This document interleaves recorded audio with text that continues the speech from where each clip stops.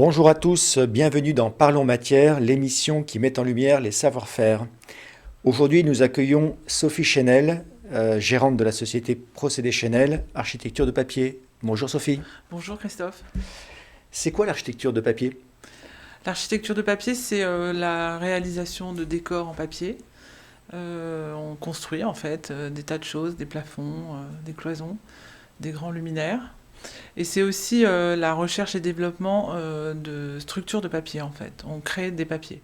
D'accord, donc on est dans l'enveloppe, qu'elle ce soit des rouleaux, des plaques et plein d'autres choses que vous allez nous présenter, je suppose, Ouais, et qui permet de créer donc différentes, des murs, des plafonds, des c'est ça. visuels, peut-être de l'origami, des pliages, des choses comme ça. On a toute une gamme de supports souples, légers, qu'on appelle papier, qui peuvent aussi être considérés comme des non tissés, des membranes un peu techniques, et qui ont généralement une structure composite, donc avec de la cellulose, polyester, fibre de verre. Alors, pour en arriver à faire de l'architecture de papier, enfin, quelle est l'origine de votre société, de ce savoir-faire? Alors ce savoir-faire existe depuis un peu plus de 120 ans. C'est une entreprise familiale, moi je suis la quatrième génération. Et c'était au départ, mon arrière-grand-père était menuisier. Et donc dès le départ, c'était une entreprise qui réalisait des expositions. Et c'était le bois en fait l'élément principal des réalisations de stands. Donc déjà de la cellulose à l'époque, sous forme de Cellulose, bois, ouais, tout à fait. et vous l'avez allégé, enfin, vous êtes venu sur quelque chose, on va dire, plus léger, plus soft. C'est exactement ça. On essaye en fait de toujours améliorer, diminuer les moyens pour voilà, séparer l'espace, créer des boîtes dans des boîtes avec le minimum de choses. Alors, quand on parle de papier, je suppose qu'il y a plusieurs familles de papier, de produits qui se déclinent en fonction d'applications, de rendus, de recherche. Oui, alors il y a surtout avoir envie d'offrir des papiers différents à des créateurs. On se souvient de notre travail sur le calque quand on était enfant, sur plier le craft, etc. Donc Procédé Chanel essaye de trouver des papiers qui vont faire plaisir aux créateurs pour créer des décors. Donc Donc du calque, du craft, des papiers colorisés, je oui, suppose. beaucoup de papiers colorés, effectivement, ouais. Des papiers fluorescents. Et maintenant, on se lance aussi dans de la métallisation, tout type de métallisation, cuivrée, bronze, argenté, doré. Voilà, on fait pas mal de recherches sur ce niveau-là. Et ces papiers s'impriment très certainement. Oui, oui, il s'imprime, bien sûr. Il s'imprime, il se plie, il se gaufre, il se froisse. Voilà, ils ont les caractéristiques des papiers. Et en plus, ils sont traités non-feu. D'accord. Qui est une question sur laquelle j'allais aborder les points justement sur son comportement. Mais avant ça, quelles sont à peu près enfin, les applications dans lesquelles on peut mettre en scène du papier? Alors nous, on a développé pas mal de solutions pour faire des faux plafonds, c'est-à-dire séparer l'espace, couper un peu les hauteurs de plénum. Ça vient de là en fait, des halls d'expo qui étaient très très élevés, pour permettre justement l'exposition de grands voiliers ou de grandes machines-outils. Mais quand on va exposer un bijou, il faut réduire la hauteur sous plafond. Donc on a toute cette possibilité d'avoir des faux plafonds, on a plein de solutions à ce niveau-là. Ensuite, on sépare l'espace verticalement avec des cloisons rétractables, légères, etc. Donc là aussi, on a pas mal d'offres. Et puis, par extension, on a fait des luminaires. Donc, on utilise beaucoup le papier pour réaliser des grands éclairages spéciaux. Alors, si on suit votre présentation, on est dans quelque chose qui redécoupe l'espace, C'est aussi ça. bien en partie horizontale avec des plafonds, et aussi bien en partie verticale, on va dire avec des cloisons, un petit peu comme des cloisons japonaises, je suppose. Mhm, On peut créer, mhm. donc en fonction des colorisations, on va dire des graphismes assez colorés, mais on peut rechercher de la transparence ou une évanescence avec du calque ou des papiers qui offrent peut-être plus de transparence. Il y a un travail qui se fait aussi avec la lumière, je suppose. Alors, avec la lumière, ça fonctionne très bien. Ça apporte aussi une émotion. On considère que c'est un média qui va vraiment sublimer la lumière, qui va la diffuser, qui va la réfléchir. On a des papiers qui contiennent de la fibre de verre dedans. Donc c'est sûr que ça amplifie en fait les effets lumineux souhaités. Et on peut faire très facilement n'importe quel volume luminescent en fait. D'accord. Et je suppose aussi dans les couleurs, on a des choses, donc vous parliez de fluorescents, donc on peut aller chercher aussi avec un éclairage de nuit, une certaine manque de lumière, aller chercher un petit peu des colorisations aussi qui fonctionnent la nuit. Oui, alors on a à peu près 60 couleurs disponibles. Quand on a fêté nos 120 ans, on a été chercher encore 60 autres couleurs. Donc on peut dire qu'on a un panel de 120 couleurs. Voilà. Et après, c'est sûr que avec nos clients prescripteurs, on peut faire des choses sur mesure. On peut gaufrer, on peut rajouter de la métallisation sur un aplat déjà coloré. On peut vraiment jouer avec différents niveaux en fait, de colorisation. Alors, vous avez introduit le fait que ces papiers avaient un très bon comportement au feu. Est-ce que vous pouvez me donner plus d'informations ou expliquer un peu plus justement où sont ses performances? Alors en fait, c'est non inflammable. Sur l'échelle connue française, M0, M1, on est M1. Donc la flamme ne dure pas et ne risque pas donc d'enflammer d'autres choses quand le produit est en situation. D'accord. Voilà. Et c'est de manière permanente en fait ce classement. Alors, on a parlé du feu. Si on veut parler de l'eau, en opposant les éléments, comment se comporte le papier avec l'eau, ce type de papier? Alors, on est en général, on a toute une gamme de papiers différents. Il y en a qui sont extrêmement résistants, type le Tyvek, dont on a l'exclusivité en non-feu. Mais il y a nos produits, enfin le drop paper en théorie qui est le produit principal que nous commercialisons, ne va pas se comporter super bien avec de l'eau. D'accord. Donc on va réserver principalement ces applications pour des mises en scène, des scénographies intérieures. Tout à fait, parce que la déchirure, elle ne résiste pas vraiment à la déchirure. Donc on a parlé des performances, comportement. Il y a des notions d'échelle dimensionnelle. C'est quoi vos limites? On parle de rouleau, on parle de quoi?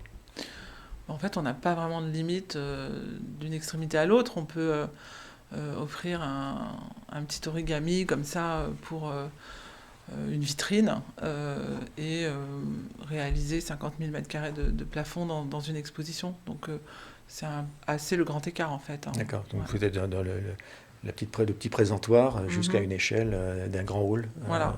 D'accord. Quel designer ou architecte s'est emparé de ce matériau pour des réalisations un peu remarquables qui peuvent nous interpeller ou nous donner à réfléchir?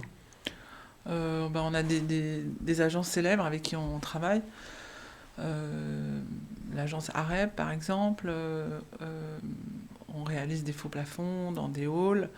On a récemment travaillé aussi avec l'agence Calque pour la fondation Ricard. Et donc là, on n'est pas sur une notion d'installation, on est vraiment sur une notion de pérenne, d'interpréter, d'appliquer le papier, alors principalement dans du plafond pour ce type de projet. Oui, dans le plafond, en fait, personne ne va tripoter. Donc le produit est protégé, il est antistatique et il peut durer des années en fait. Et il amène un confort acoustique, je suppose.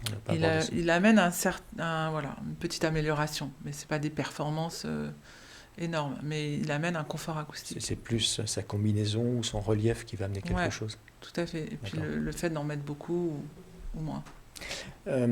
Concernant le travail de cette matière, parce que on comprend bien que vous avez cette offre de divers papiers, mais vous le mettez aussi vous-même, vous le transformez, vous le mettez en scène.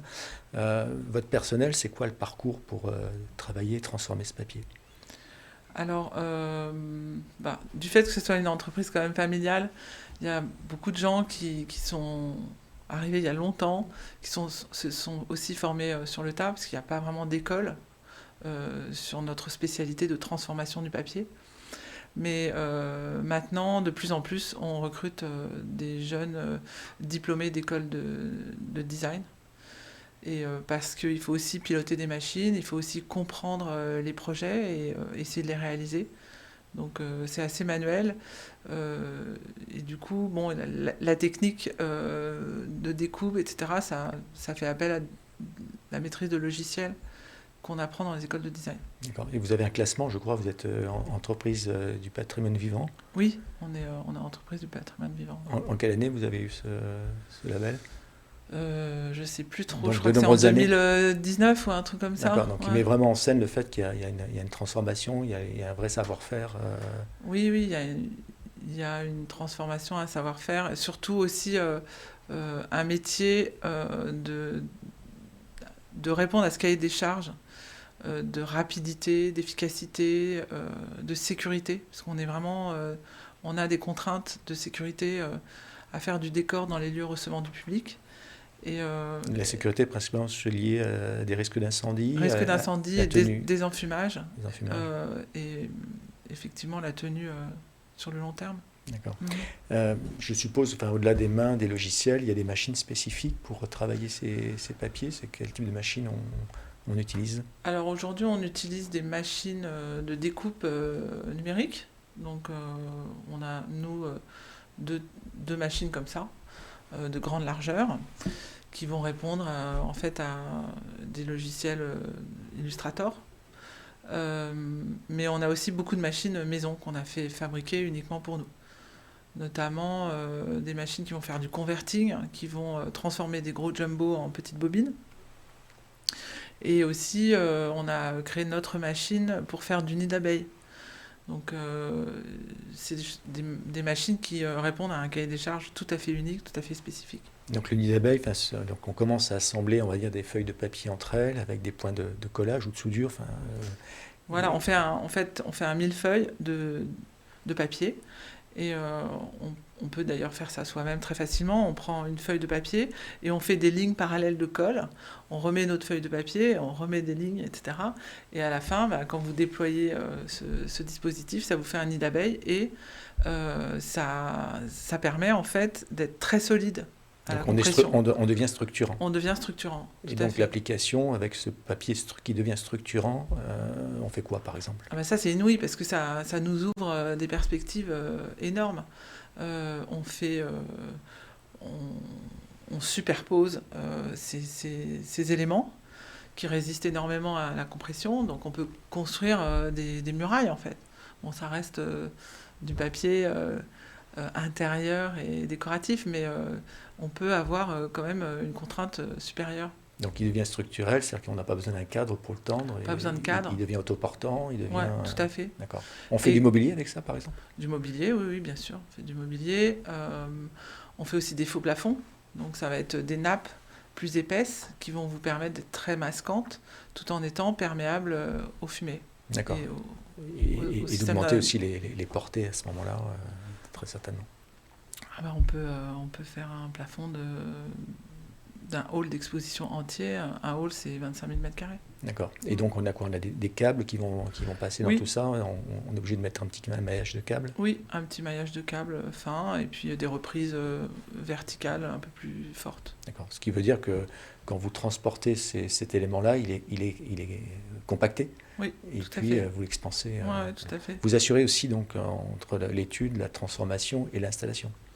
On fait tout, sauf la création. C'est-à-dire que ce sont nos clients qui sont les créateurs et qui décident de comment doit être le projet. D'accord. C'est-à-dire que vous travaillez à partir d'un design qui vous est fourni, sur lequel vous amenez votre œil et votre possibilité peut-être de l'interpréter techniquement pour peut-être l'améliorer ou le rendre plus productible. Oui, tout à fait. D'accord.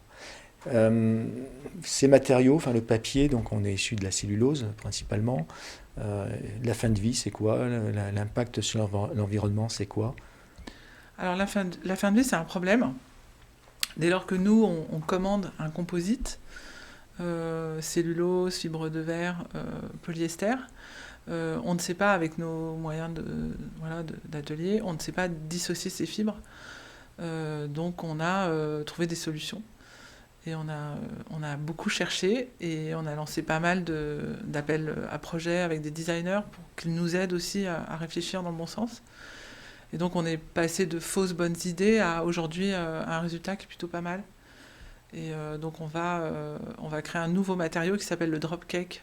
C'est quoi le drop cake? C'est presque un gâteau, mais un gâteau de papier pour le coup. Donc on va déchiqueter le drop paper qui a été utilisé, ou bien les chutes en atelier, on en a quand même beaucoup. Et on va le déchiqueter, on va le mélanger avec des chutes de polyéthylène. Donc ça, il y en a aussi beaucoup, des déchets de polyéthylène sur le marché. Et donc avec une proportion de 60% de papier, 40% de polyéthylène, on mélange tout ça, on presse à chaud et ça fait une plaque. Donc là, vous passez d'un produit souple, en fin de compte, qui est la feuille de papier, le rouleau autre, à créer, en fin de compte, avec son déchet, par compactage, avec un ajout de polyéthylène, une plaque rigide. C'est ça, tout à fait. Et cette plaque rigide, on en fait quoi? Alors, on ne sait pas, en fait. On propose, comme le drop paper, on ne sait pas, on le propose aux designers. Et du coup, en le proposant encore une fois à plusieurs personnes créatives, on a, nous, créé deux collections d'objets. Il y a des tables, il y a des étagères, des tabourets. C'est une plaque qui peut se substituer à une plaque de bois? Voilà, elle va se travailler comme un aglo, par exemple. D'accord. Mais elle a des caractéristiques encore plus intéressantes que l'aglo, puisque c'est pas 100% cellulose. C'est toujours ce composite plus du polyéthylène. Donc on peut recycler sans arrêt. Et il se recycle? Il se recycle lui-même sans arrêt. Pas à 100%, mais avec une proportion de nouvelles chutes, on peut recréer du drop cake ad vitam aeternam. Alors, si on est vertueux jusqu'au bout, c'est une filière qui est 100% française ou on a une filière qui est un peu plus étendue? Alors, elle est européenne, en fait. On va en République tchèque pour faire ça. Pourtant, c'est low-tech, hein. C'est déchiquetage, pressage, mais on n'a pas trouvé l'unité de production en France. Bon, on fait un appel si jamais. Ouais, un appel, tout à fait. Profitons de la tribune. D'autres développements? Alors ça, c'est une technologie qui est assez récente ou c'est quelque chose qui existe depuis... C'est récent, on l'a lancé en février 2020. D'accord, donc ouais. Avant la période spécifique que nous connaissons. Oui, tout à fait. Et depuis, d'autres choses ont germé. Enfin, quels sont les développements en cours ou futurs sur l'architecture de papier ou sur le produit, sur le matériau? Il y a pas mal de choses, effectivement, dans les cartons là, qui devraient sortir bientôt. On a un sandwich de cellulose non-feu qu'on aimerait aussi proposer. Voilà, on va sûrement proposer ça sur le prochain salon. Alors, sur quel salon? Material and Light. D'accord. Qui a lieu au mois de septembre prochain, je crois, les 13 et 14. Oui, tout à fait. Vous êtes donc présente avec cette nouveauté. On sera présent, ouais. Et cette nouveauté, sans complètement la dévoiler, elle va apporter quoi? Qu'est-ce qu'elle amène de nouveauté ou de capacité à présenter ou à faire? Elle propose du volume, de la légèreté et de la transparence. D'accord. Donc avec ça, on va pouvoir très certainement proposer des solutions de cloisonnement. D'accord, avec une capacité de passer de la lumière dans le produit ou d'associer de la lumière. Oui, tout à fait. D'accord. Donc on a une présentation qui est assez large. En fin de compte, on se rend compte qu'on peut travailler du micro-objet, du petit objet, jusqu'à quelque chose qui soit d'une échelle, je dirais, d'un grand hall, d'un hall d'exposition. Les budgets, on a une idée aussi, ça part du tout petit budget à des budgets colossaux. C'est quoi l'approche budgétaire sur des solutions papier? C'est vrai que le papier en soi, il est de l'ordre de 5 à 8 à 15 euros, ça dépend un peu de sa complexité, le mètre carré. Mais bon, dès qu'on va un petit peu le travailler, apporter une structure d'accrochage, on peut aller jusqu'à un peu plus de 100 euros du mètre carré. Donc bon, ça dépend, enfin, tout ce qu'on fait. Mais ce qu'il ne faut pas perdre de vue, c'est que c'est une matière première proposée aux créateurs. Donc c'est vraiment les créateurs qui décident de tout, en fait, qui s'inspirent de ce que nous avons déjà réalisé et qui vont toujours nous amener un peu plus loin vers une autre réalisation. D'accord, donc vous leur offrez, à partir de ce matériau, des possibilités de faire des mises en forme très diverses, et puis avec une capacité budgétaire qui peut être assez accessible, et puis avec des choses, on va dire, un peu plus premium, si leur imagination tout à fait. et leur commanditaire le permet. Tout à fait, c'est ça. Et c'est en question aussi de la quantité, ça c'est important, de la densité des choses, et puis du type d'accrochage. Hein. C'est toujours plus facile de suspendre, de mettre un clou à hauteur d'homme, plutôt que de l'installer avec des nacelles, la nuit, voilà, tout ça est compliqué. Merci à vous, Sophie, de nous avoir présenté l'architecture de papier et surtout de nous avoir donné envie de l'utiliser. Et puis, on a noté, on peut vous retrouver donc les 13 et 14 septembre prochains au Carreau du Temple, Matheson Light. À bientôt pour une prochaine édition. Merci à vous tous de votre fidélité. On se retrouve très vite.